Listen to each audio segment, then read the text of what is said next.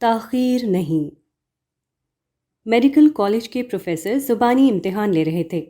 انہوں نے طالب علم سے پوچھا، تم ان میں سے کتنی گولیاں اس شخص کو دو گے جس کو دل کا دورہ پڑا ہو؟ طالب علم نے جواب دیا 4۔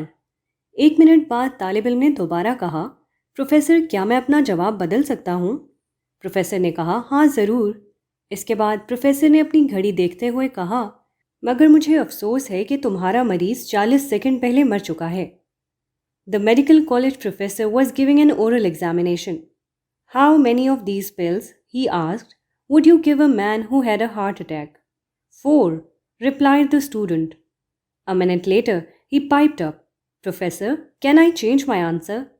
Yes, you can, by all means, said the professor, looking at his watch. But regrettably, your patient has already been dead for 40 seconds. ایک شخص جس کو دل کا دورہ پڑا ہو وہ نہایت نازک حالت میں ہوتا ہے۔ اس کو فوری طور پر دوا کی بھرپور خوراک دینا انتہائی ضروری ہے۔ اگر اس کو فوری طور پر بھرپور دوا نہ ملے تو اگلے لمحے کا تقاضا صرف یہ ہوگا کہ اس آدمی کو ڈاکٹر کے بجائے گورکن کے حوالے کیا جائے۔ یہی معاملہ انسانی زندگی کا بھی ہے۔ بعض معاملات اتنے نازک ہوتے ہیں کہ وہ بلا تاخیر درست کارروائی کا تقاضا کرتے ہیں۔ ایسے معاملات میں آدمی کو فی الفور قطعی فیصلہ لینا پڑتا ہے۔ اگر آدمی فوراً بھرپور فیصلہ نہ لے سکے تو وہ یقینی طور پر ناکام رہے گا۔ اگلا لمحہ جو اس پر آئے گا وہ صرف اس کی حسرت میں اضافہ کرنے کے لیے ہوگا، نہ کہ اس کی کامیابی کے باب کو مکمل کرنے کے لیے۔ زندگی کے سفر کی مثال ٹرین کے سفر کی ہے۔ ٹرین ہمیشہ مقرر وقت پر اسٹیشن پر آتی ہے اور چند منٹ رک کر دوبارہ آگے کے لیے روانہ ہو جاتی ہے۔ ایسی حالت میں صرف وہی شخص ٹرین میں اپنی جگہ پا سکتا ہے جو ضروری تیاری کے ساتھ ٹھیک وقت پر پلیٹ فارم پر موجود ہو، ورنہ ٹرین آئے گی اور اس کو لیے بغیر آگے چلی جائے گی۔ اسی طرح مواقع ہمیشہ اپنے وقت پر آتے ہیں، مگر مواقع کسی کے لیے ترقی کا زینہ بن جاتے ہیں اور کسی کے لیے محرومی کا اعلان۔ ناموافق حالات ترقی کا زینہ بن گئے۔ ایک ملا جی دہلی کی ایک مسجد میں امام تھے۔ امامت کے علاوہ ان کی ذمہ داری یہ بھی تھی کہ وہ روزانہ قرآن کا درس دیں۔ ان تمام خدمات کا معاوضہ تھا ماہانہ 25 روپے تنخواہ، مسجد میں ایک حجرہ اور 2 وقت کا کھانا۔ نوجوان ملا جی اس مختصر معاوضے پر قانع ہونے کے لیے تیار تھے۔ ان کا خیال تھا کہ یہ مسجد میرے لیے کم از کم ایک ٹھکانہ تو ہے، یہاں رہ کر میں اپنے بچے کی تعلیم پوری کرا لوں گا، میں نہیں تو میرا بچہ مستقبل میں بہتر معاشی زندگی حاصل کر لے گا۔ مگر مسجد کے لوگوں کا سلوک ان کے ساتھ اچھا نہ تھا۔ ہر نمازی ان کو اپنا ملازم سمجھتا، ذرا ذرا سی بات میں ہر آدمی ان کے اوپر برس پڑتا اور ان کو ذلیل کرتا۔ کوئی فرش کے لیے، کوئی جھاڑو کے لیے، کوئی لوٹے کے لیے، کوئی کسی اور چیز کے لیے ان پر بگڑتا رہتا۔ وہ معاشی تنگی برداشت کر سکتے تھے، مگر ذلت ان کے لیے برداشت سے باہر تھی۔ بالآخر انہوں نے ایک نیا فیصلہ کیا۔ انہوں نے طے کیا کہ مجھے اپنی زندگی کو مستقل طور پر مسجد سے وابستہ نہیں رکھنا ہے، بلکہ اپنے لیے کوئی دوسرا کام پیدا کرنا ہے۔ تاہم فوری طور پر مسجد چھوڑنا بھی برا تھا، کیونکہ مسجد کی امامت چھوڑنے کے بعد مسجد کا حجرہ ان سے چھن جاتا اور شہر میں دوسری جگہ حاصل کرنا ان کے لیے ممکن نہ تھا۔ انہوں نے مسجد کی امامت کرتے ہوئے شہر کے میڈیکل کالج میں داخلہ لے لیا اور خاموشی کے ساتھ طب کی تعلیم حاصل کرنے لگے۔ طبی تعلیم کی تکمیل میں ان کو 5 سال لگ گئے۔ اس دوران میں وہ مسجد کے لوگوں کے برے سلوک کو پہلے سے بھی زیادہ خوش اسلوبی کے ساتھ برداشت کرتے رہے۔ نئے فیصلے میں کامیاب ہونے کے لیے ضروری تھا کہ وہ صبر کریں۔ ذلت کی زندگی سے نکلنے ہی کی خاطر ذلت کی زندگی کو چند سال اور برداشت کریں۔ بالآخر وہ وقت آیا کہ انہوں نے میڈیکل کالج سے ڈاکٹری کی سند حاصل کر لی۔ اب انہوں نے مسجد والوں کا شکریہ ادا کرتے ہوئے امامت سے استعفیٰ دے دیا اور شہر کے ایک محلے میں ایک جگہ کرائے پر لے کر اپنا مطب کھول لیا۔ ان کی زندگی کے تلخ تجربات اور مستقبل کی خاطر ان کی طویل جدوجہد نے ان کو بہت کچھ سکھا دیا تھا۔ انہوں نے نہایت محنت اور ہوشیاری کے ساتھ اپنا مطب چلایا۔ صرف 6 ماہ بعد ان کی آمدنی اتنی ہو گئی کہ ایک مکان لے کر وہ بچوں کے ساتھ بفراغت رہنے لگے۔ 1 سال کے بعد انہیں مقامی طبی کالج میں لیکچرر کی جگہ بھی مل گئی۔ اس طرح ان کی معاشی زندگی میں مزید استحکام پیدا ہو گیا۔ کل کے ملا جی اب ڈاکٹر صاحب بن کر زندگی گزار رہے ہیں۔ ان کو عزت بھی حاصل ہے اور معاشی فارغ البالی بھی۔ زندگی کے ناموافق حالات زندگی کے نئے زینے ہوتے ہیں جن کو استعمال کر کے آدمی آگے بڑھ سکتا ہے، بشرط یہ کہ وہ ناموافق حالات سے نفرت اور شکایت کا سبق نہ لے، بلکہ مثبت ذہن کے تحت اپنے لیے نیا مستقبل بنانے میں لگ جائے۔ بہتر منصوبہ بندی سے ہندوستانی بحریہ کے سابق چیف ایڈمرل S.N. کوہلی نے نئی دہلی کی ایک تقریر میں کہا کہ کامیابی تمام تر ایک ذہنی چیز ہے۔ اگر آپ کے اندر ارادہ ہے تو آپ اپنے مقصد کی تکمیل کے راستے پا لیں گے، اور اگر ارادہ نہیں ہے تو آپ یہ کہہ کر بیٹھ جائیں گے کہ یہ نہیں ہو سکتا۔ انہوں نے مثال دیتے ہوئے کہا کہ ہندو پاک جنگ دسمبر 1971 میں ہندوستانی بحریہ کے پاس جو جنگی جہاز تھے وہ بنیادی طور پر دفاعی کارکردگی یعنی ڈیفینسو رول کے لیے بنائے گئے تھے، مگر انہی جہازوں کو ہم نے اقدامی کارروائی کے لیے استعمال کیا۔ ہم نے کراچی بندرگاہ پر حملہ کیا اور اس میں اتنی شاندار کامیابی حاصل کی کہ فریق ثانی حیران رہ گیا۔ اس کامیابی کی وجہ یہ نہ تھی کہ ہم بہتر ساز و سامان سے آراستہ تھے، اس کی وجہ صرف یہ تھی کہ دستیاب ساز و سامان کو ہوشیاری کے ساتھ استعمال کیا گیا۔ Only that the available equipment was intelligently used۔ Admiral Kohli نے جو اصول بتایا وہی اصول فرد کے لیے بھی ہے اور وہی قوم کے لیے بھی۔ کامیابی کا راز ہمیشہ یہ ہوتا ہے کہ آدمی کے اندر اپنے مقصد کے حصول کا پختہ ارادہ ہو، اور اس کے بعد وہ یہ کرے کہ اس کے پاس جو وسائل موجود ہیں ان کو پوری احتیاط اور ہوشیاری کے ساتھ اپنے مقصد کو بروئے کار لانے میں لگا دے۔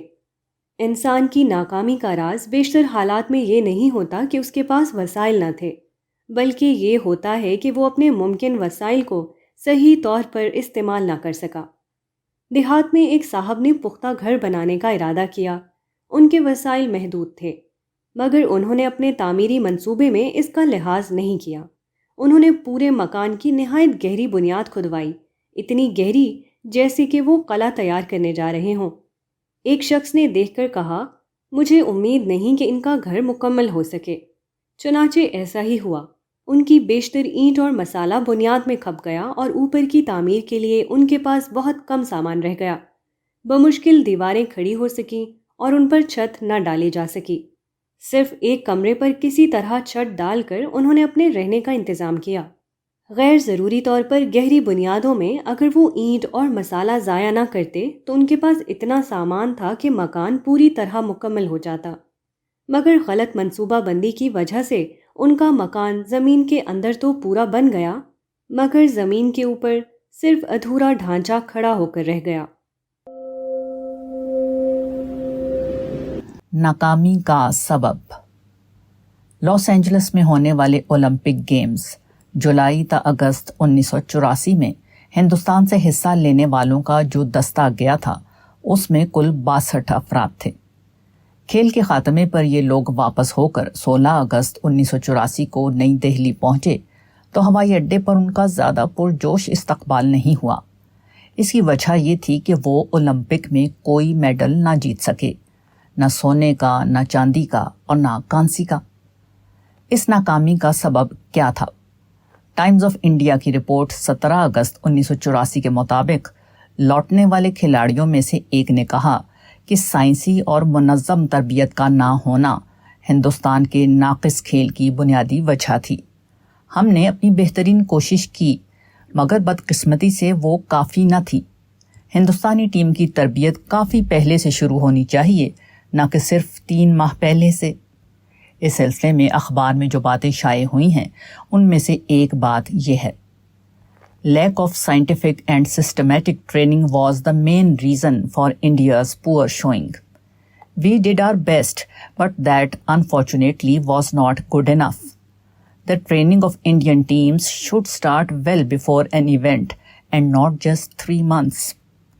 مذکورہ شخص نے جو بات اولمپک کے کھیل کے بارے میں کہی وہی زندگی کے ہر کھیل کے لیے درست ہے۔ مقابلے کی اس دنیا میں کامیابی کے لیے لازمی طور پر ضروری ہے کہ آپ میدان میں اتریں تو پوری تیاری کر کے اتریں۔ اگر آپ کمتر تیاری کے ساتھ زندگی کے میدان میں داخل ہو گئے تو آپ کے لیے ناکامی کے سوا کوئی اور چیز مقدر نہیں۔ آپ کی تیاری دو پہلوؤں کے اعتبار سے ہونی چاہیے، ایک یہ کہ وہ باقاعدہ ہو اور دوسرے یہ کہ وہ زمانے کے تقاضوں کے مطابق ہو۔ اگر آپ کی تربیت باقاعدہ اور منظم نہیں تو آپ زندگی کے سٹیج پر شاعر اور خطیب بن کر رہ جائیں گے، اور اگر آپ کی تربیت وقت کے تقاضوں کے مطابق نہیں تو آپ کو صرف تاریخ کے عجائب خانے میں جگہ ملے گی۔ آپ خواہ اور جو کچھ ہو جائیں مگر آپ وقت کے زندہ نقشوں میں اپنے لیے جگہ نہیں بنا سکتے۔ جڑ کا کام۔ جارج برنارڈ شاء انگریزی زبان کا مشہور ادیب اور مفکر ہے۔ اس نے شیکسپیئر سے اپنا مقابلہ کرتے ہوئے کہا ہے، "He was a much taller man than me, but I stand on his shoulders." وہ مجھ سے بہت زیادہ لمبا انسان تھا مگر میں اس کے کندھوں پر کھڑا ہوا ہوں۔ برنارڈ شاء شیکسپیئر کے مرنے کے تقریباً 250 سال بعد 1865 میں پیدا ہوا۔ شیکسپیئر نے اپنے زمانے میں انگریزی زبان کو جہاں پایا تھا اس پر اس نے اپنی کوششوں سے مزید اضافہ کیا، حتیٰ کہ اس کو ترقی کے ایک نئے مرحلے میں پہنچا دیا۔ شیکسپیئر کے بعد سینکڑوں اہل قلم پیدا ہوئے جو اس کو مزید آگے بڑھاتے رہے، یہاں تک کہ زبان اس اعلیٰ ترقی یافتہ مرحلے تک پہنچ گئی جہاں سے برنارڈ شاء کو موقع ملا کہ وہ اپنی قلمی جد و جہد کا آغاز کرے۔ برنارڈ شاء کے پیش رو نے اگر اس کے لیے کندھا فراہم نہ کیا ہوتا تو برنارڈ شاء کے لیے ناممکن تھا کہ وہ ادبی ترقی کے اس بلند مقام پر پہنچے جہاں وہ اپنی کوششوں سے پہنچا۔ یہی اصول زندگی کے تمام معاملات میں جاری ہے۔ پچھلے لوگ جب ابتدائی منزلیں طے کر چکے ہوں اسی وقت یہ ممکن ہے کہ بعد کے لوگ آگے کی منزلوں پر اپنا سفر جاری کریں۔ اگر پچھلے لوگوں نے اپنے حصے کا کام نہ کیا ہو تو آگے آنے والوں کو آگے کے بجائے پیچھے سے اپنا سفر شروع کرنا پڑے گا، کیونکہ سفر ہمیشہ وہاں سے شروع ہوتا ہے جہاں آپ کھڑے ہوئے ہوں، نہ کہ وہاں سے جہاں آپ پہنچنا چاہتے ہیں۔ جس مکان کے نیچے کی دیواریں ابھی تیار نہ ہوئی ہوں اس مکان کی بالائی منزلیں کس چیز کے اوپر کھڑی کی جائیں گی؟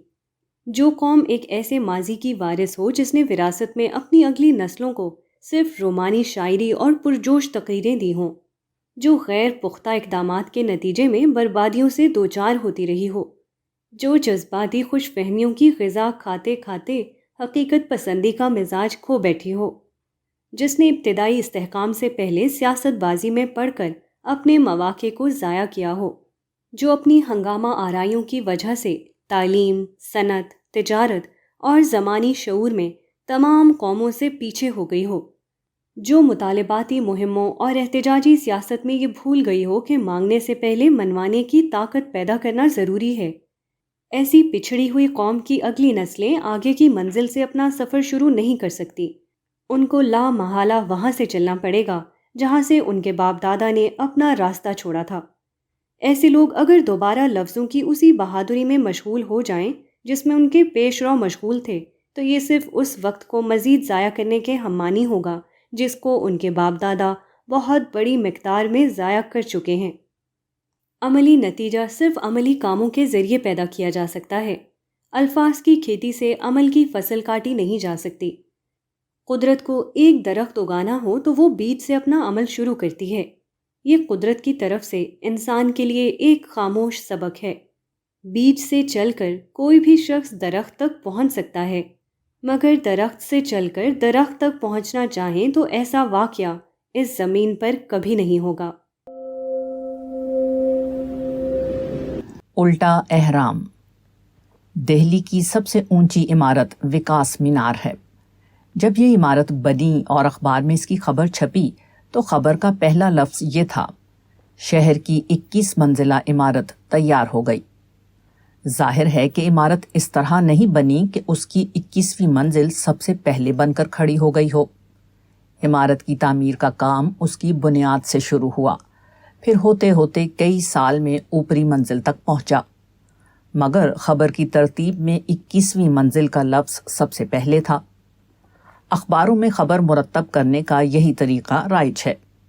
اس طریقے کو صحافتی اصطلاح میں مثلث معکوس یا الٹا احرام کہتے ہیں، یعنی خبر کو اس کی اصلی ترتیب کے ساتھ بیان کرنے کے بجائے الٹی ترتیب کے ساتھ بیان کرنا۔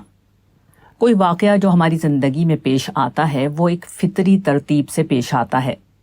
اس کی ایک ابتدا ہوتی ہے، پھر درمیانی اجزاء سامنے آتے ہیں، اس کے بعد اس کا آخری اور انتہائی جز وقوع میں آتا ہے۔ یہ واقعے کی فطری ترتیب ہے، مگر اخباری رپورٹر کو معاملے کی واقعاتی ترتیب سے دلچسپی نہیں ہوتی۔ اس کے پیش نظر صرف یہ ہوتا ہے کہ فوراً کوئی بڑی سی بات کہہ کر قارئین کی توجہ اپنی طرف مائل کر لے۔ اسی لیے جب وہ خبر کو مرتب کرتا ہے تو وہ اس کی ترتیب کو الٹ دیتا ہے۔ اصل واقعے کا جو جز بالکل آخر میں پیش آیا تھا اس کو وہ آغاز میں رکھ دیتا ہے اور اس کے بعد پوری خبر بیان کرتا ہے۔ گویا کہ احرام کے بننے کی ترتیب خبر کی صورت اختیار کرتے وقت الٹ جاتی ہے۔ اخباری رپورٹر ایسا اس لیے کرتا ہے تاکہ وہ پہلے ہی مرحلے میں ناظرین کی توجہ اپنی طرف کھینچ سکے۔ الٹا احرام اخبار کے صفحات میں بن سکتا ہے، مگر وہ زمین پر نہیں بن سکتا۔ اسی طرح ملت کے مستقبل کا قلعہ بھی الٹی سمت سے صرف الفاظ کی دنیا میں کھڑا کیا جا سکتا ہے، وہ حقیقت کی دنیا میں وجود میں نہیں آ سکتا۔ اگر آپ کو تعمیر ملت کی لفظی مہم چلانا ہے تو وہ ایک عہد آفرین اعلان یا ایک تاریخ ساز اجلاس کے ذریعے آخری منزل سے بھی شروع ہو سکتی ہے، مگر کوئی واقعی تعمیر اس کے بغیر ممکن نہیں کہ ابتدائی مقام سے اپنے کام کا آغاز کیا جائے۔ الفاظ بولنے والا اپنے پہلے ہی جملے میں آخری منزل پر چھلانگ لگا کر یہ کہہ سکتا ہے، شہر کی 20 منزلہ عمارت تیار ہو گئی۔ لفظ بولنے والے کے لیے موقع ہے کہ وہ اپنے عمل کو آخری مرحلے سے شروع کرے، مگر جو شخص ایک حقیقی واقعے کو ظہور میں لانا چاہتا ہو اس کے لیے ضروری ہے کہ اپنے عمل کو ابتدا سے شروع کرے، وہ آخری منزل سے اپنے سفر کا آغاز نہیں کر سکتا۔ آغاز نیچے سے۔ ایک شخص جس کی داڑھی میں سفیدی آ چکی تھی ریکروٹنگ آفس میں داخل ہوا۔ مجھے سپاہی کی حیثیت سے بھرتی کر لیں، اس نے کہا۔ مگر تمہاری عمر کیا ہے؟ سارجنٹ نے پوچھا۔ 62 سال۔ تم اچھی طرح جانتے ہو کہ 62 سال کی عمر سپاہی بننے کے لیے بہت زیادہ ہے۔ سپاہی کے لیے یہ عمر زیادہ ہو سکتی ہے، آدمی نے کہا، مگر کیا آپ کو کسی جنرل کی ضرورت نہیں؟ ایک انگریزی رسالے میں مذکورہ واقعہ چھپا ہے اور اس کا عنوان طنزیہ طور پر ان لفظوں میں قائم کیا گیا ہے، اوپر سے آغاز، سٹارٹنگ ایٹ دا ٹاپ۔ ایک شخص جنرل کے عہدے سے اپنی فوجی زندگی شروع کرنا چاہے تو وہ کبھی ایسا نہیں کر سکتا۔ یہی معاملہ عام زندگی کا ہے، یہاں کسی کے لیے چھلانگ ممکن نہیں۔ جس طرح درخت کا آغاز بیج سے ہوتا ہے، اسی طرح زندگی کی تعمیر کا آغاز بھی ابتدائی نقطے سے ہوتا ہے۔ آخری نقطے سے آپ اپنی زندگی کا آغاز نہیں کر سکتے۔ تجارت روپیہ لگانے سے شروع ہوتی ہے، نہ کہ نفع کمانے سے۔ ڈاکٹری تعلیم محنت سے شروع ہوتی ہے، نہ کہ بازار میں شاندار بورڈ لگانے سے۔ مکان کی تعمیر بنیاد سے شروع ہوتی ہے، نہ کہ چھت ڈالنے سے۔ کھانے کا آغاز فصل بونے سے ہوتا ہے، نہ کہ دسترخوان لگانے سے۔ کارخانے کا آغاز مشین کی فراہمی سے ہوتا ہے، نہ کہ تیار مال بیچنے سے، وغیرہ۔ اسی طرح اجتماعی معاملات میں آغاز یہاں سے ہوتا ہے کہ افراد کے اندر مقصد کا شعور ابھارا جائے، ان کو محنتی اور دیانتدار بنایا جائے، ان کے اندر برداشت اور اتحاد کی صلاحیت پیدا کی جائے۔ قوم کے افراد میں قابل لحاظ حد تک ان صلاحیتوں کو پیدا کرنے سے پہلے اگر عملی اقدام شروع کر دیا جائے تو وہ صرف ناکامی پر ختم ہوگا۔ اس قسم کی قومی تعمیر کی مثال بالکل ایسی ہوگی جیسے دیوار بنانے سے پہلے چھت کھڑی کرنے کی کوشش۔ ایسی چھت ہمیشہ اٹھانے والے کے سر پر گرتی ہے۔ اسی طرح افراد کی تعمیر سے پہلے قومی اقدام صرف ناکامی اور بربادی پر ختم ہوتا ہے۔ بڑی چھلانگ کب؟ امریکی خلاباز نیل آرمسٹرانگ نے جولائی 1969 میں پہلی بار چاند پر قدم رکھا تھا۔ جب وہ اپنی خلائی مشین کے ساتھ چاند پر اترا تو امریکہ کے مشن کنٹرول کو اس کے یہ الفاظ موصول ہوئے: یہ ایک آدمی کے لیے ایک چھوٹا قدم ہے، مگر انسانیت کے لیے وہ ایک عظیم چھلانگ ہے۔ آرمسٹرانگ اور اس کے دو ساتھی امریکہ کے 30 بہترین خلا بازوں میں سے چنے گئے تھے۔ ان کے اندر وہ خصوصیات امتیازی درجے میں موجود تھیں جو اس مشکل تاریخی مہم کے لیے درکار تھیں: پرواز میں غیر معمولی مہارت، ذہانت اور قوت، معلومات کو اخذ کرنے کی صلاحیت، برف کی طرح ٹھنڈا ہونے کے باوجود چیلنج کو بے خطر قبول کرنا۔ پھر ان کو شدید قسم کے تربیتی کورس سے گزرنا پڑا، مثلاً وہ دیر دیر تک گہرے پانی میں رہے تاکہ بے وزنی کی حالت کے عادی بن سکیں۔ انہوں نے بے شمار قسم کے ممکن ہنگامی حالات کا تجربہ کیا۔ انہوں نے فلکیات، خلابازی، راکٹ کی پرواز کے کورس پڑھے۔ انہوں نے خلائی کمپیوٹر اور چاند کی طبیعیات کا مطالعہ کیا۔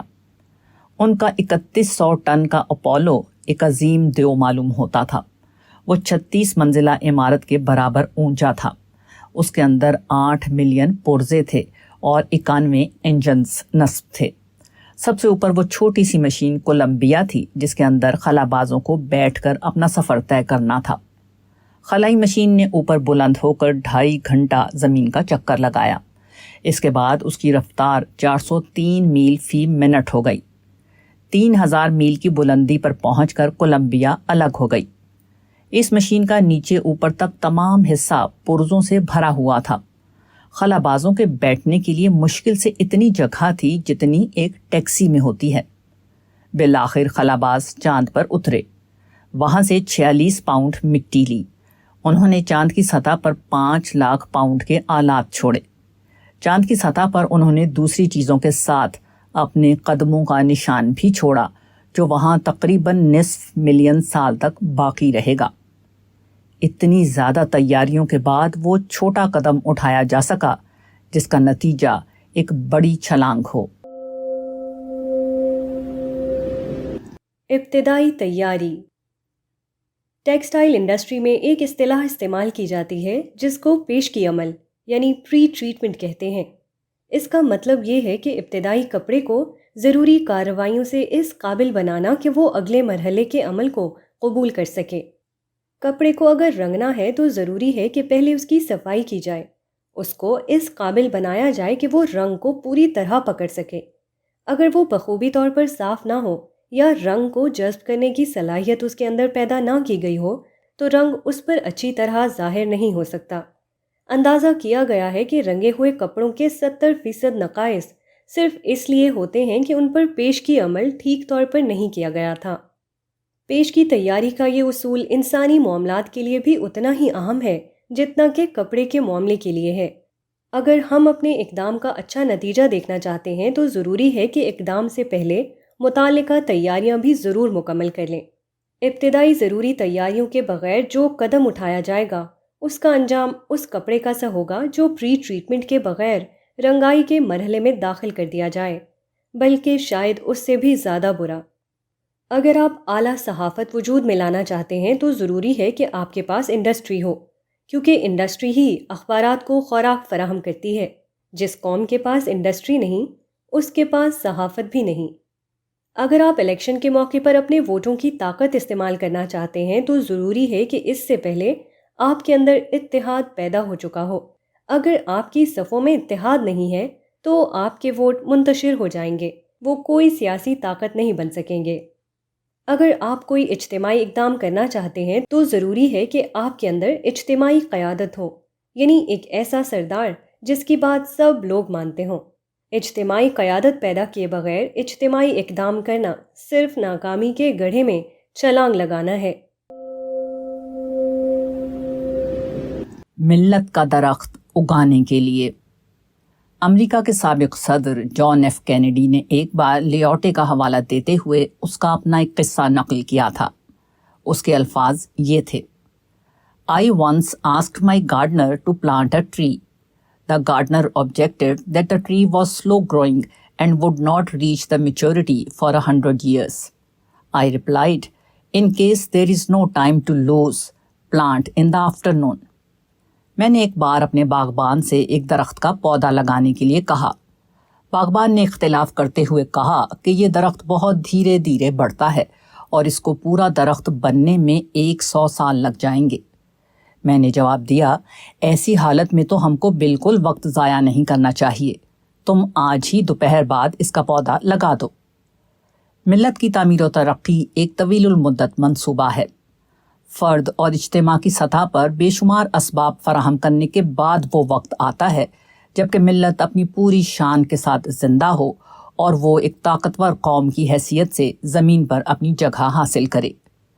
مگر جب اس قسم کا منصوبہ پیش کیا جاتا ہے تو کہنے والے فوراً کہہ دیتے ہیں، یہ تو بڑا لمبا منصوبہ ہے، اس کو پورا ہونے میں 100 سال لگ جائیں گے۔ ایسے لوگوں کو ہمارا جواب صرف ایک ہے، جب ایسا ہے تو ہمیں ایک لمحے کے لیے بھی اپنا وقت کھونا نہیں چاہیے۔ ہم کو چاہیے کہ ہم آج ہی پہلی فرصت میں اپنا درخت نصب کر دیں۔ ایک طاقتور درخت ہمیشہ 100 سال ہی میں تیار ہوتا ہے، اس لیے جو شخص طاقتور درخت کا مالک بننا چاہتا ہو اس کے لیے 100 سالہ باغبانی کے سوا کوئی چارہ نہیں۔ اگر وہ ایسا کرنے کے بجائے سڑکوں پر نکل کر درخت ستیہ گرہ شروع کر دے یا کسی میدان میں جمع ہو کر باغ ملت زندہ باد کے نعرے لگانے لگے تو یہ ایک احمقانہ حرکت ہوگی جس سے نہ کوئی درخت اگے گا اور نہ وہ باغ والا بنے گا۔ اس کا واحد انجام صرف یہ ہے کہ وہ اس وقت کو مزید ضائع کر دے جو درخت اگانے کے لیے اس کو قدرت کی طرف سے حاصل تھا۔ آپ کے پاس مکان نہ ہو اور آپ سڑک پر کھڑے ہو کر پھل جھڑی چھوڑنے لگیں تو اس سے آپ شہر میں ایک مکان کے مالک نہیں بن جائیں گے۔ اسی طرح ملت کا نام لے کر کچھ لوگ سیاسی شعبدے بازی کرنے لگیں تو اس قسم کے شعبدوں سے ایسا نہیں ہو سکتا کہ زمین پر ملت کا قلعہ کھڑا ہو جائے۔ اشعار کی دنیا میں صرف تک بندیوں کے ذریعے بڑے بڑے انقلاب لائے جا سکتے ہیں۔ ایک خطیب اپنے پرجوش الفاظ کے ذریعے آنن فانن ایک پنڈال کو شاندار کامیابیوں کے آسمان پر پہنچا سکتا ہے، مگر ایک حقیقی واقعے کو ظہور میں لانا ایسا صبر آزما کام ہے جو طویل منصوبہ بندی اور مسلسل جد و جہد کے بغیر ممکن نہیں۔ سیڑھی نہ کہ لفٹ۔ موجودہ منزل تک میں سیڑھی سے پہنچا ہوں، نہ کہ لفٹ سے۔ ایک ٹیلر ماسٹر نے کہا، ایک اچھا کوٹ تیار کرنا کوئی آسان کام نہیں ہے۔ کوٹ تیار کرنے کا پورا عمل اتنا پیچیدہ ہے کہ کوئی شخص کافی معلومات اور تجربے کے بغیر اس کو بخوبی طور پر انجام نہیں دے سکتا۔ میں نے اس راہ میں ایک عمر صرف کی ہے، اس کے بعد ہی یہ ممکن ہو سکا ہے کہ میں شہر میں سلائی کی ایک دکان کامیابی کے ساتھ چلا سکوں۔ ٹیلر ماسٹر نے اپنی کہانی بتاتے ہوئے کہا کہ اولاً میں نے ایک ٹیلر ماسٹر کی شاگردی کی، اس کے یہاں 5 سال تک کوٹ کی سلائی اور کٹائی کا کام سیکھتا رہا۔ 5 سال کی مسلسل محنت کے بعد میں اس قابل ہو گیا کہ میں ایک عام کوٹ سی سکتا تھا۔ مگر جب میں نے اپنی دکان کھول کر کام شروع کیا تو معلوم ہوا کہ ابھی بہت سے مسائل ہیں جن کو حل کرنا باقی ہے۔ ہر آدمی کا جسمانی ڈھانچہ الگ الگ ہوتا ہے اور کسی کوٹ کو پہننے والے شخص کے اپنے ڈھانچے کے مطابق ہونا چاہیے۔ چنانچہ جو کوٹ میں تیار کرتا اکثر اس میں شکایت ہو جاتی، کیونکہ اس میں گاہک کے اپنے جسمانی ڈھانچے کے لحاظ سے کچھ فرق ہو جاتا اور کوٹ صحیح نہ آتا۔ اس تجربے کے بعد میں اس نتیجے پر پہنچا کہ انسانی جسم کی بناوٹ یعنی انیٹمی کے اچھے مطالعے کے بغیر یہ ناممکن ہے کہ میں ایک معیاری کوٹ تیار کر سکوں۔ میں ایک گریجویٹ تھا، میں نے باقاعدہ انیٹمی کا مطالعہ شروع کر دیا اور انسانی جسم کی اوپر کی ساخت کے بارے میں پوری معلومات حاصل کی۔ اس مطالعے میں مجھے مزید 5 سال لگ گئے۔ اس طرح 10 سال کی محنت کے بعد یہ ممکن ہوا کہ میں ہر شخص کے جسم سے ٹھیک ٹھیک مطابقت رکھنے والا کوٹ تیار کر سکوں، حتیٰ کہ ان لوگوں کا بھی جن میں کبڑا پن یا اور کوئی جسمانی فرق ہو جاتا ہے۔ ایسے لوگوں کا کوٹ بھی میں اس طرح تیار کر سکتا ہوں کہ کہیں کوئی شکن نہ ہو۔ ہر لحاظ سے ایک موزوں کوٹ تیار کرنے کے لیے بہت سی باتیں بطور خود جاننا پڑتی ہیں، کیونکہ ہر چیز کا ناپ نہیں لیا جا سکتا۔ ایک ٹیلر ماسٹر جسم کے جن حصوں کا ناپ لیتا ہے، اگر اس کا علم اتنا ہی ہو تو وہ کبھی ایک معیاری کوٹ تیار کرنے میں کامیاب نہیں ہو سکتا۔ ٹیلر ماسٹر نے اپنے فن کے بارے میں اس طرح کی اور بھی کئی باتیں بتائیں، اور مجھے یوں محسوس ہوا جیسے میں تعمیر ملت کے موضوع پر ایک تجربہ کار آدمی کا لیکچر سن رہا ہوں۔ یہ حقیقت ہے کہ ہمارے جو معاشی اور سماجی مسائل ہیں ان میں وہی طریقہ کارآمد ہے جس سے مذکورہ ٹیلر ماسٹر نے کامیابی حاصل کی، یعنی لفٹ کے بجائے سیڑھی سے چڑھنا۔ زندگی میں کوئی چھلانگ نہیں، یہاں ایسا کوئی بٹن نہیں ہے کہ آپ اس کو دبائیں اور اچانک ایک لفٹ متحرک ہو کر آپ کو اوپر پہنچا دے۔ یہاں تو زینہ با زینہ ہی سفر طے کیا جا سکتا ہے۔ آپ سیڑھی کے ذریعے اپنی زندگی کو کامیاب بنا کر ایک لفٹ خرید سکتے ہیں، مگر لفٹ کے ذریعے اپنی زندگی کو کامیاب نہیں بنا سکتے۔ تنگی میں وسعت۔ ایک آدمی نے شہر میں اینک کی دکان کھولی۔ اینک بیچنے والوں کو اپنے گاہکوں کی سہولت کے لیے آنکھ کے ٹیسٹ کا انتظام بھی کرنا ہوتا ہے تاکہ آدمی ایک ہی جگہ اپنی آنکھوں کی جانچ کرائے اور وہیں سے اینک بھی لے لے۔ مگر اس آدمی کی دکان ٹیسٹ کی ضرورت کے لیے چھوٹی تھی۔ آنکھ کے ٹیسٹ میں دور کی نگاہ جانچنے کے لیے اصولاً 18 فٹ کے فاصلے سے پڑوایا جاتا ہے، جبکہ اس دکان میں صرف اس کے نصف کے بقدر گنجائش تھی، یعنی گاہک کو بٹھانے کی جگہ سے لے کر دیوار تک کا فاصلہ بمشکل 9 فٹ بنتا تھا۔ 9 فٹ کو شیشہ لگا کر 18 فٹ کر لیں گے، دکاندار نے اپنے دوست کے سوال کے جواب میں کہا۔ دوست نے اس سے پوچھا تھا کہ تم اتنی چھوٹی دکان میں آنکھوں کے ٹیسٹ کا انتظام کیسے کرو گے؟ دکاندار نے بتایا کہ پڑھانے والے حروف کا چارٹ جس دیوار پر لٹکا ہو اس کے بالکل سامنے دوسری دیوار پر اگر آئینہ لگا دیا جائے اور ٹیسٹ کرانے والے کو اصل چارٹ کے بجائے آئینے کے عکس میں پڑھوایا جائے تو پڑھنے والے شخص اور پڑھی جانے والی چیز کے درمیان کا فاصلہ خود بخود دگنا ہو جاتا ہے۔ آدمی کی نگاہ پہلے 9 فٹ کا فاصلہ طے کر کے آئینے کو دیکھتی ہے، پھر آئینے کی مدد سے اس کی نگاہ مزید 9 فٹ کا فاصلہ طے کر کے چارٹ تک پہنچتی ہے۔ اس طرح کل 18 فٹ ہو جاتے ہیں۔ دکاندار نے ایسا ہی کیا۔ چھوٹی دکان کے باوجود اس کے یہاں آنکھوں کے ٹیسٹ کا ویسا ہی انتظام ہو گیا جیسا بڑی دکانوں میں ہوتا ہے۔ یہی اصول زندگی کے ہر معاملے میں چسپاں ہوتا ہے۔ آپ کے مواقع اگر کم ہوں، آپ کے لیے پھیلنے کا دائرہ تنگ ہو تو مایوس ہونے کی ضرورت نہیں۔ آپ اپنی عقل کو استعمال کر کے اپنے 9 فٹ کو 18 فٹ بنا سکتے ہیں۔ آپ کا مکان چھوٹا ہو تو 2 منزلہ بنا کر اس کو وسیع کر سکتے ہیں۔ آپ کے پاس سرمایہ کم ہو تو دیانتداری کا ثبوت دے کر اس کی تلافی کر سکتے ہیں۔ آپ کی ڈگری معمولی ہو تو خوش اخلاقی کے ذریعے اس کو زیادہ کارآمد بنا سکتے ہیں۔ لڑ کر آپ کے لیے جیتنے کے مواقع نہیں ہیں تو حکمت کا طریقہ اختیار کر کے اپنے حریف کو قابو میں لا سکتے ہیں۔ سیاسی اقتدار میں آپ کو کم حصہ ملا ہے تو اقتصادی میدان میں ترقی کر کے اپنے آپ کو آگے لے جا سکتے ہیں۔ تعداد کے اعتبار سے اگر آپ اقلیت میں ہیں تو اتحاد اور تنظیم میں اضافہ کر کے آپ اکثریت کی برابری کر سکتے ہیں۔ ہر چھوٹی دکان بڑی دکان بن سکتی ہے۔ کوئی دکان اسی وقت تک چھوٹی ہے جب تک دکاندار نے اس کو بڑھانے والی حکمت کو استعمال نہ کیا ہو۔ بڑھانے والی حکمت کو استعمال کرنے کے بعد اس دنیا میں کوئی دکان چھوٹی دکان نہیں۔ اتنی عقل جانور کو بھی ہوتی ہے۔ قرآن میں آدم کے 2 بیٹوں کا ایک واقعہ بیان ہوا ہے۔ ایک بھائی نے غصے میں آ کر دوسرے بھائی کو قتل کر دیا۔ یہ کسی انسان کے قتل کا پہلا واقعہ تھا۔ قاتل کی سمجھ میں نہ آیا کہ اپنے بھائی کی لاش کو کیا کرے۔ اس وقت اللہ نے ایک کوا بھیجا۔ اس نے مرے ہوئے کوے کو اس کے سامنے دفن کیا۔ اس نے اپنی چونچ اور پنجے سے زمین کھودی اور مردہ کوے کو اس کے اندر رکھ کر اوپر سے مٹی ڈال دی۔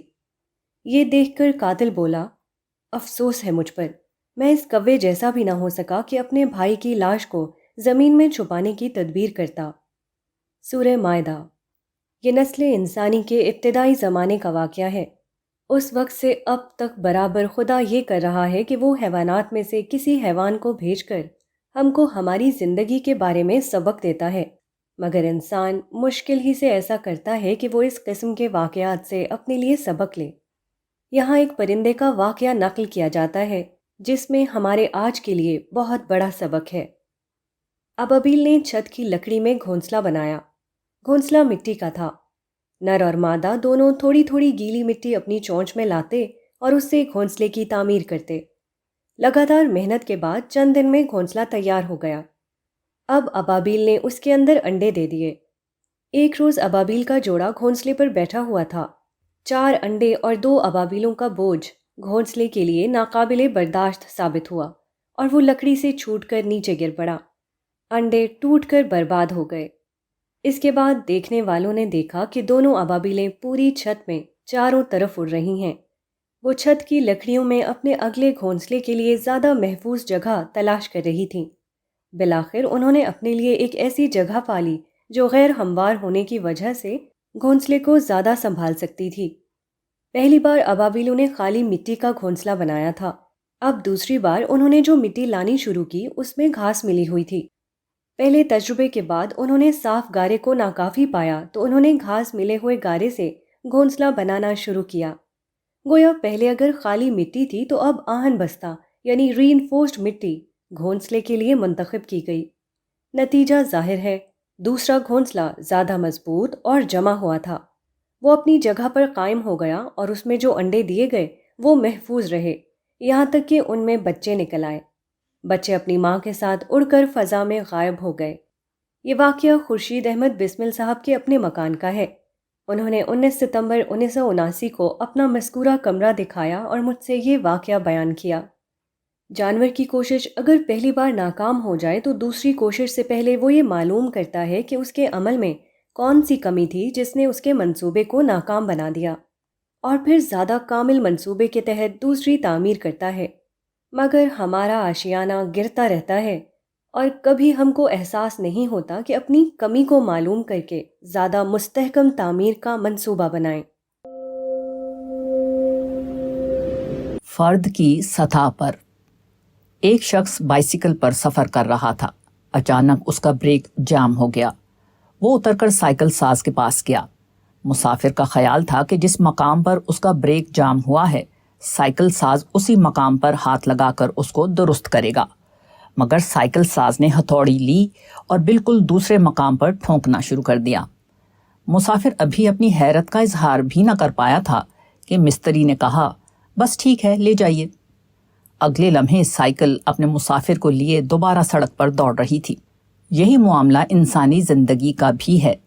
اکثر ایسا ہوتا ہے کہ آدمی ظاہری اسباب کو دیکھ کر سمجھ لیتا ہے کہ خرابی یہاں ہے، وہ اسی مقام پر ٹھونک پیٹ شروع کر دیتا ہے، مگر خرابی دور نہیں ہوتی۔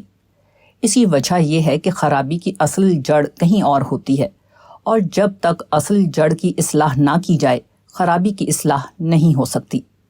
مثلاً قوم کے اندر اتحاد نہیں ہے، اس کے ساتھ ظلم ہو رہا ہے، لوگ آپس کے اختلاف میں غیروں سے مل جاتے ہیں، ان کی کوئی اجتماعی آواز نہیں ہے، وغیرہ۔ ان مظاہر کو دیکھ کر ایک شخص کے اندر کچھ کرنے کا جذبہ اٹھتا ہے اور وہ فوراً اجتماع اور کنونشن کی اصطلاحات میں سوچنے لگتا ہے۔ اس کو کام یہ نظر آتا ہے کہ قوم کے افراد کو جمع کر کے پرجوش تقریریں کی جائیں، ریزولوشنز پاس کیے جائیں، وغیرہ۔ مگر یہ مسئلے کا حل نہیں، یہ گویا علامتوں پر محنت کرنا ہے، حالانکہ اصلی حل یہ ہے کہ سبب پر محنت کی جائے۔ زندگی میں اکثر ایسا ہوتا ہے کہ مسئلہ بظاہر کہیں اور پیدا ہوتا ہے اور اس کے حل کا راز کہیں اور ہوتا ہے۔ مثلاً قوم کے اندر اگر اتحاد نہیں ہے تو اس کا سبب افراد کی بے اتحادی ہوگی۔ ایسی حالت میں آپ اتحاد کانفرنس کر کے لوگوں کے اندر اتحاد پیدا نہیں کر سکتے۔ پہلے فرد کی سطح پر اتحاد پیدا کیجیے، اس کے بعد قوم کی سطح پر اپنے آپ اتحاد پیدا ہو جائے گا۔ اس دنیا کا قانون یہ ہے کہ یہاں پھل پر محنت کرنے والے کو پھل نہیں ملتا، یہاں پھل صرف وہ شخص پاتا ہے جس نے بیج پر محنت کرنے کا ثبوت دیا ہو۔ رخ صحیح کیجیے۔ ایک مغربی مفکر نے کہا ہے، کامیابی کے راستے کی اکثر رکاوٹوں کو تم نے دور کر لیا ہے اگر تم نے یہ جان لیا ہے کہ محض حرکت اور صحیح رخ پر حرکت میں کیا فرق ہے۔ You have removed most of the roadblocks to success when you have learned the difference between motion and direction. ہر سرگرمی بظاہر سرگرمی معلوم ہوتی ہے۔ آپ اپنی گاڑی مطلوبہ منزل کی سمت میں چلا رہے ہوں یا منزل کے بالکل الٹی سمت میں اپنی گاڑی دوڑا رہے ہوں۔ دونوں حالتوں میں دیکھنے والوں کو گاڑی یکساں طور پر حرکت کرتی ہوئی نظر آئے گی، مگر دونوں میں اتنا زیادہ فرق ہے کہ ایک حرکت آپ کو ہر آن منزل سے قریب کر رہی ہوگی اور دوسری حرکت ہر آن منزل سے دور۔ انفرادی زندگی کا معاملہ ہو یا اجتماعی زندگی کا، ہمیشہ یہ ضرورت ہوتی ہے کہ حالات اور وسائل کا جائزہ لے کر اس کے مطابق صحیح رخ پر سفر شروع کیا جائے۔ ایسا سفر دیر یا سویر منزل پر پہنچ کر رہتا ہے۔ اس کے برعکس اگر الٹپ طریقے پر ایک دوڑ جاری کر دی جائے تو ایسی دوڑ صرف نقصان اور بربادی پر ختم ہوگی۔ اکثر لوگ ایسا کرتے ہیں کہ سوچے سمجھے بغیر ایک کام شروع کر دیتے ہیں یا وقتی جذبات کے اثر سے کوئی کارروائی کرنے لگتے ہیں، اور اس کے بعد جب اس کا کوئی نتیجہ نہیں نکلتا تو دوسروں کی شکایت کرتے ہیں کہ ان کی ضد اور تعصب کی وجہ سے ایسا ہوا۔ حالانکہ اگر وہ گہرائی کے ساتھ سوچیں تو اس کی وجہ صرف یہ تھی کہ انہوں نے کچھ نہ کچھ کرنے کو کرنا سمجھ لیا۔ حالانکہ کرنا صرف وہ ہے جو درست طریقے پر اور درست سمت میں کیا جائے، نہ کہ درست اور نادرست کا لحاظ کیے بغیر بس یوں ہی ہاتھ پاؤں چلانا شروع کر دیا جائے۔ اکثر ایسا ہوتا ہے کہ آدمی اپنی ناکامی کے لیے دوسروں کو الزام دیتا ہے، حالانکہ دوسروں کو اس کے خلاف جو موقع ملا وہ اسی لیے ملا کہ اس نے غلط رخ سے اپنا سفر جاری کیا تھا۔ اگر اس نے صحیح رخ سے اپنا سفر شروع کیا ہوتا تو اس کی نوبت ہی نہ آتی کہ کوئی اس کے راستے میں حائل ہو جائے، وہ اس کے کامیابی کے سفر کو ناکامی اور بربادی کا سفر بنا دے۔ بڑا کام کرنے والے۔ دنیا میں ہمیشہ دو قسم کے انسان ہوتے ہیں۔ ایک وہ انسان جس کا حال یہ ہو کہ وہ جو کچھ کرے اس کی قیمت مع اضافے کے وصول کرنا چاہے۔ دوسرا انسان وہ ہے کہ وہ جو کچھ کرے اسے بھول جائے، اسے اپنے کیے کا کوئی معاوضہ نہ ملے تب بھی وہ کوئی شکایت اپنے دل میں نہ لائے۔ اس کی تسکین کا سامان یہ ہو کہ وہ اپنے آپ کو مقصد میں لگائے ہوئے ہے، نہ یہ کہ اس کو اس کے عمل کا فوری معاوضہ مل رہا ہے۔ پہلی قسم کے لوگ بھی انسان ہیں اور دوسری قسم کے لوگ بھی انسان، مگر دونوں میں اتنا زیادہ فرق ہے کہ ظاہری صورت کے سوا دونوں میں کوئی چیز مشترک نہیں۔ پہلی قسم کے لوگ صرف بازار چلاتے ہیں، جبکہ دوسری قسم کے لوگ تاریخ بناتے ہیں۔ یہی دوسری قسم کے لوگ انسانیت کا اصل سرمایہ ہیں۔ اس کی وجہ یہ ہے کہ کوئی بڑا کام کرنے کے لیے ہمیشہ اس کی ضرورت ہوتی ہے کہ بہت سے لوگ مل کر کام کریں۔ جب اس طرح لوگ ملتے ہیں تو کسی کو کم ملتا ہے اور کسی کو زیادہ، کوئی کریڈٹ پاتا ہے اور کوئی بے کریڈٹ رہ جاتا ہے، کسی کا استقبال ہوتا ہے اور کوئی دیکھتا ہے کہ وہ نظر انداز کیا جا رہا ہے۔ یہ صورتحال بالکل فطری ہے۔ یہ فرق ہمیشہ پیش آتا ہے، خواہ وہ کوئی عام تحریک ہو یا کسی پیغمبر کی تحریک ہو۔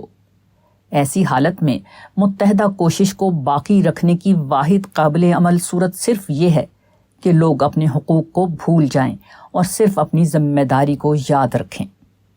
اس مزاج کی ضرورت صرف اس لیے نہیں ہے کہ اجتماعی جد و جہد میں کچھ لوگ بے معاوضہ رہ جاتے ہیں، بلکہ اس لیے بھی ہے کہ ملنے والا معاوضہ اکثر آدمی کے اپنے اندازے سے کم ہوتا ہے۔